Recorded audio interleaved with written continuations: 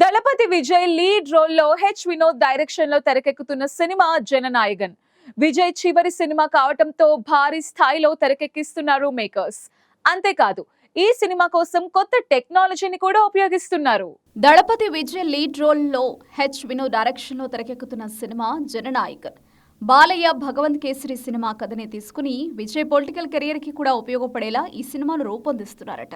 సినిమాలో విజయ్ సరసన పూజా హెగ్డే నటిస్తుండగా ప్రేమలో బ్యూటీ మమితా బైజు కూడా నటిస్తుంది. 2026 సంక్రాంతి కానుకగా జనవరి 9న ఈ సినిమా రిలీజ్ లాక్ చేశారు. అయితే ఈ సినిమా క్లైమాక్స్ ని డిఫరెంట్ గా ప్లాన్ చేస్తున్నారట డైరెక్టర్.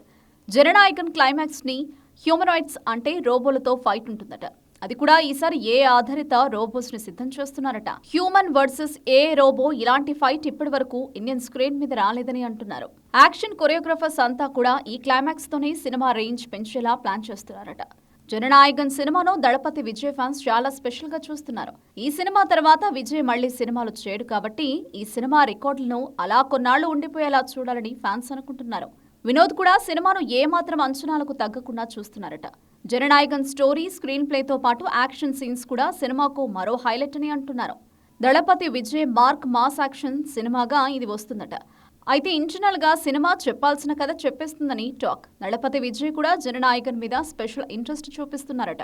అటు పొలిటికల్ మీటింగ్స్ తో పాటు చివరి సినిమా ఫ్యాన్స్ కి ఒక ఫీస్ట్ లా ఉండేలా చేస్తున్నారట. ఈ సినిమాలో సాంగ్స్ ఉంటాయా, ఉన్నా దళపతి విజయ్ డాన్స్ చేస్తారా అంటే ఖచ్చితంగా ఆ అంశాలు కూడా ఫ్యాన్స్ ని సాటిస్ఫై చేస్తాయని అంటున్నారు. విజయ్ జననాయకన్ సినిమా తెలుగు రిలీజ్ చేయాలి అనుకున్నా కూడా ఆల్రెడీ సంక్రాంతికి తెలుగులో భారీ సినిమాలు రిలీజ్ అవుతున్నాయి.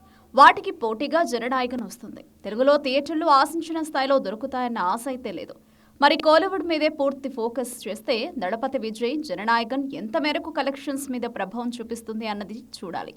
జననాయకన్ సినిమాకు అనిరుద్ రవిచందర్ మ్యూజిక్ అందిస్తున్నాడు.